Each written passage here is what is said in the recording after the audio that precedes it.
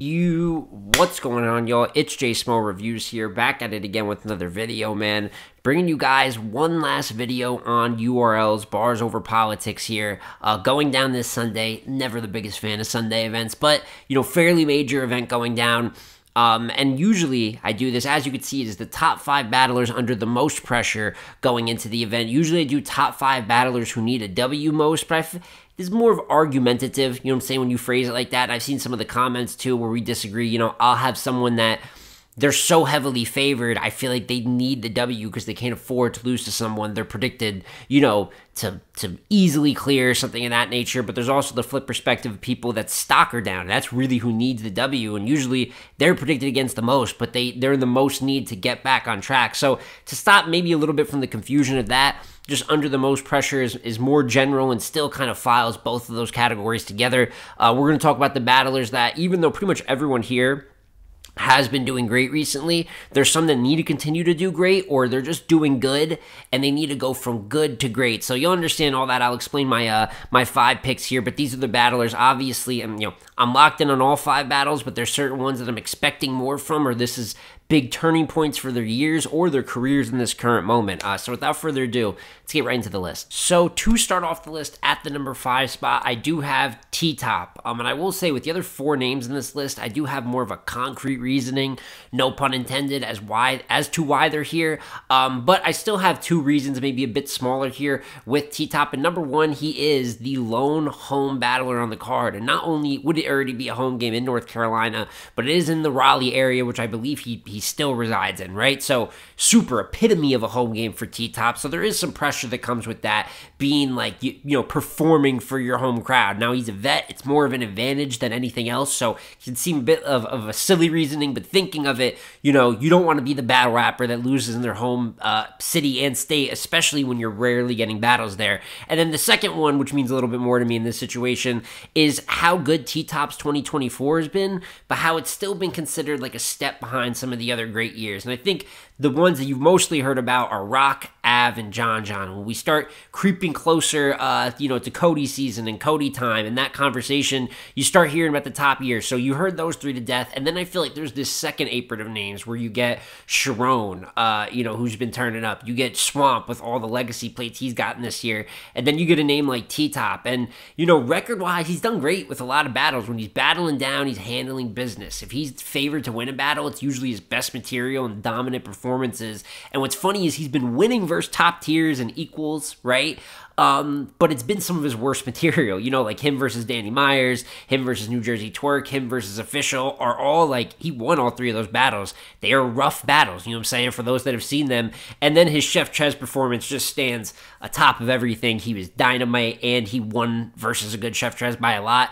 And I feel like Jerry is just, possibly his last, respectable battle he'll get this year. I mean, I don't know the man's schedule, but I don't know. There's not that much time, and he's not on some of the bigger cards to end this year, so I don't know if there will be a top tier or anything like that after this, if you consider Jerry a top name. But even if you consider Jerry like a high mid-tier name, I don't even know if he has any of those planned out before the year's out. So there's a good chance that Jerry West versus T-Top will be the last, super meaningful battle you see from T-Top this year, and it's just one more opportunity to maybe, have something similar to his Chef Ches performance that does strengthen his name in that conversation, not just already having a good year, but when you pit his year up against Av and Sharon, Swamp, John, etc., how it stacks out. So, for those reasons, I do think T-Top is under, a fair amount of pressure going into this, but at number 4, 1 spot above him, I got his opponent, and that is Jerry West, who, of course, T-Top is already favored to win.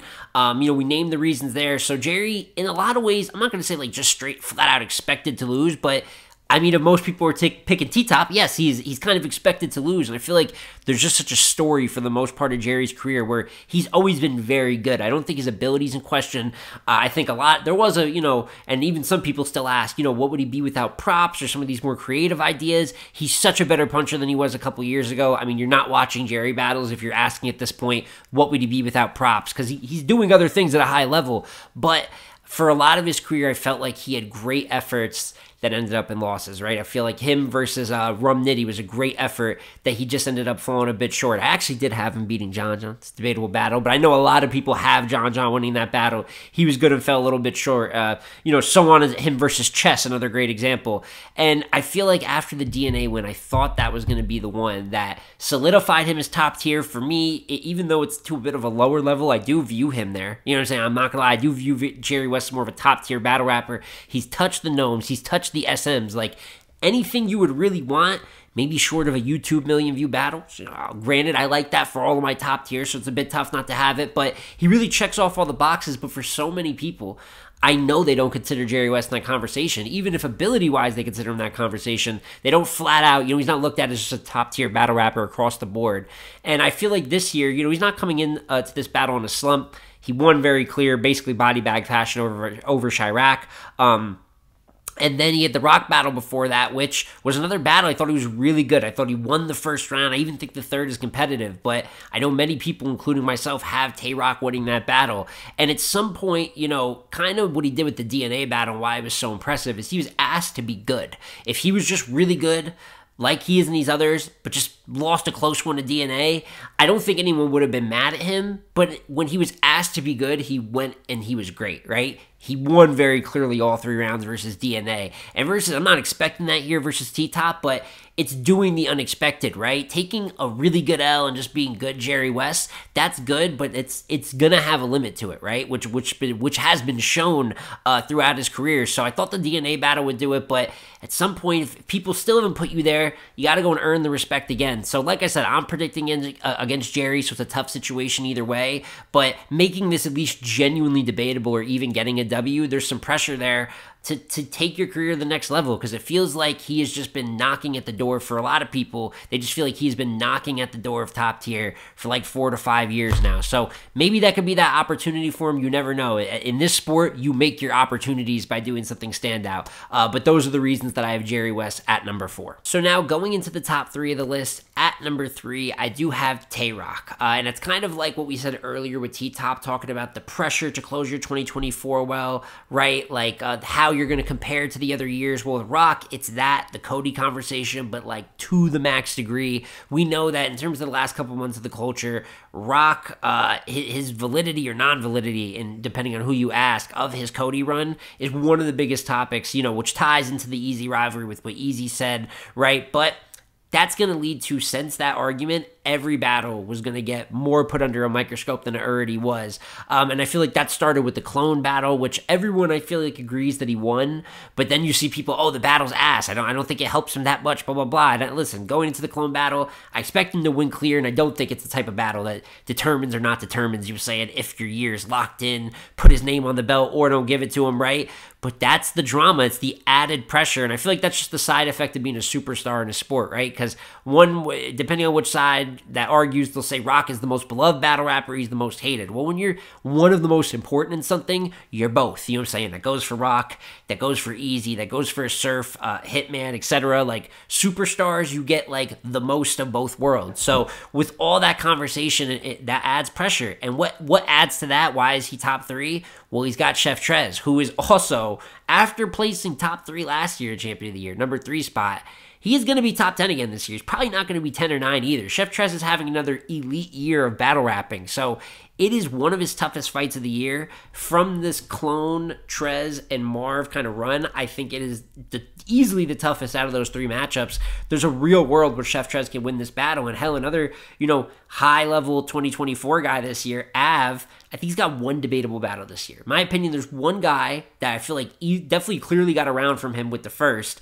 and that you could debate one, and that is Chef Trez. You know what I'm saying? Him and Av was a great battle. I had Av in the second and third, but I could definitely see someone giving Chef Trez the first 2 rounds of that battle, as many people did. And if he could beat Av, I also feel like he's the potential that he could beat Tay-Rock here. And it's not in Atlanta, by no means a home game, but North Carolina, moving more into a southern region where they might be even more receptive for Trez. It's one of the best matchups of the card, one of the most competitive.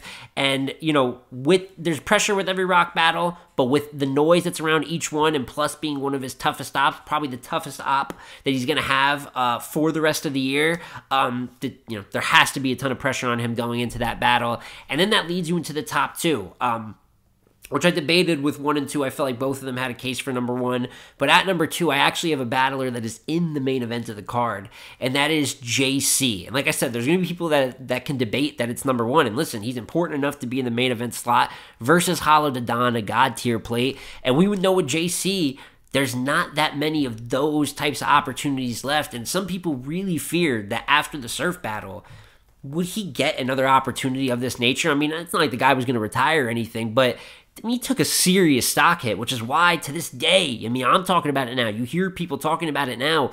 There's losses all the time in battle rap, but there's not always like career-altering losses, and that was one of those. But to see him really this year, I did not like his material after the Surf battle versus Hustle.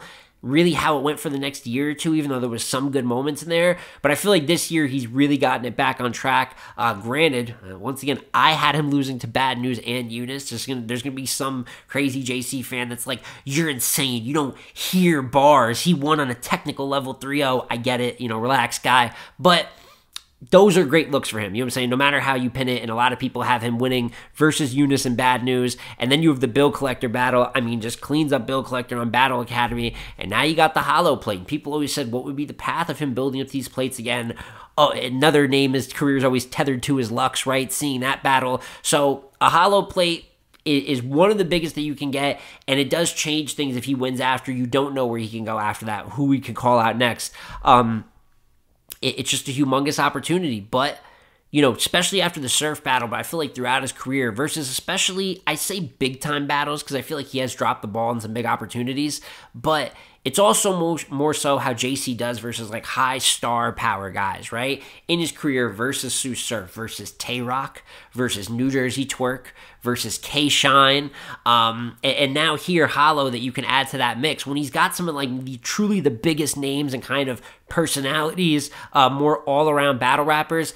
JC has a harder time. It just is what it is. Like, it's even if he does great in the battle. I mean, he did good versus Tay-Rock. Some would debate. I didn't really think he did good versus K-Shine. He did great versus Twerk, but there's a certain level of this, like, all-around factor and entertainer factor that sometimes gets him. And obviously, Hollow is going to be one of the biggest battles in anyone's career when he battles someone, right? So, it's already a big battle for JC off that. You could debate just what a Hollow battle could do for his legacy would put him under the most pressure. But not only is he fighting Hollow, he's fighting kind of his history, like the past, and maybe what some would say the narrative, and some would say what I said. I think what I said is real analysis, but some would call it a narrative. And if you are able to beat a Hollow, it breaks that pattern. It makes it harder for people to say you don't show up in your bigger moments or you don't show up versus some of the higher names. So a JC win not only would be big for him right now in the future of his career, but it would just be a big win for the overall legacy of his career. So we are here at the number 1 spot, and like I said, number 1 and number 2 with JC at number 2. You could go either way with it. I feel like I just made a great case for why JC could be number 1, but at number 1, I do have Real Sick. I do feel like he's under the most pressure, and I'm kind of expecting the most from him, from anyone on this card. And listen, first of all, Rum Nitty is the opponent, one of the most difficult opponents that you can get, one of the most difficult on the card. 2, the battle is expected by many to be battle of the night, so you have this extremely dangerous opponent with extremely high expectations for the quality of the battle. That's already enough pressure as is, but then you look at the career where he's at aspect.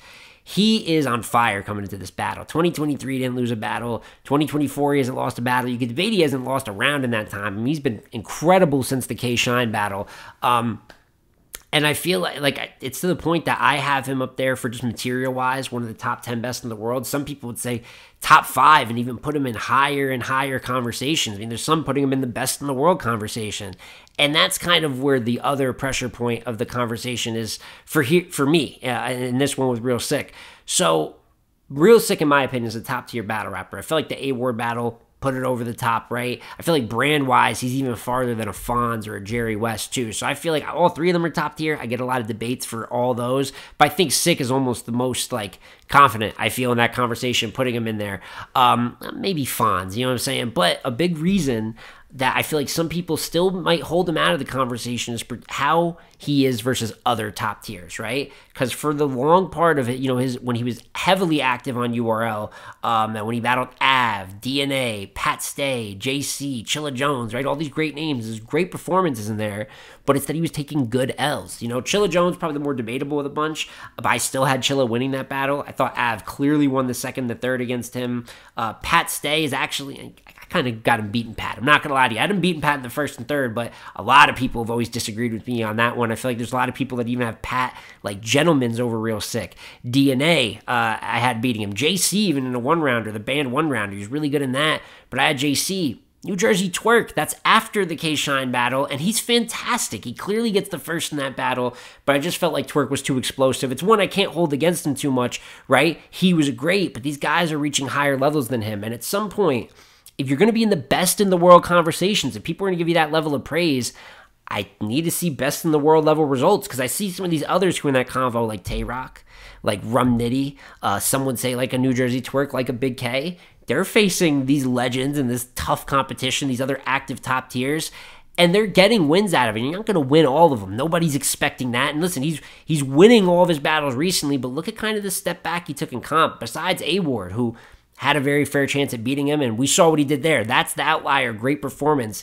Clips and Diz, you know, he did good versus them too. Very good, but Clips and Diz weren't going to beat him regardless of their name. We know where they're at in their career, that they're past their prime. Then you have City Towers. EK, shout out EK, good battler, but he's not expected to beat Real Sick.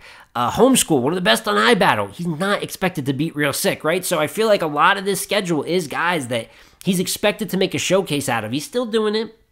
It's a 30, he's still showing up at 100%, but Rum Nitty is the first opponent since A-Ward that I feel like can really beat him. You know what I'm saying? Even with that being said, you look at Nitty going into this battle, he's battled every 3 weekends leading up. And last weekend, he was in London. The guy has been everywhere. He's got a lot going on. So with Real Sick here, I just look at this as an opportunity. You need to at least have a high-quality debatable. I want to see the best versus the best.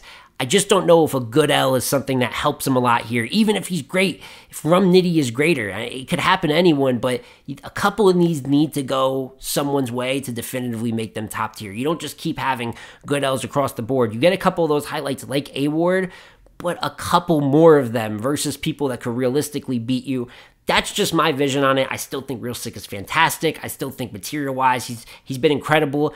I just want to see the results versus opponents that I think have a realistic chance of beating him. And that's why, for me, he is the most pressure going into Bars Over Politics. But that is my full list and thoughts here on the battlers under the most pressure going into Bars Over Politics. And as always, I want to hear your guys' opinions in the comment section down below. Who do you feel like is under the most pressure? Who you were expecting the most from, or you think needs a W the most out of anyone on the card? And then between JC and Sick, you know what I'm saying? If you had to pick between one of those two, who do you think is under the most pressure? I know there's different viewpoints and perspectives to it, and some might even say with Sick, I might have even been a little bit harsh with the talking points, but that's what we have debate for, right? So please let me know in the comments down below. We can go back and forth. But expecting a good event here, and then an even better, another good event with Power Moves the next weekend. So a bunch of coverage coming up for both events, and next week pretty much gonna be all Power Moves stuff through the week until we get to Power Moves itself. So it's been J Smo Reviews again here, y'all. Like, comment, subscribe, and I'm gonna catch you on the next one, man. Peace.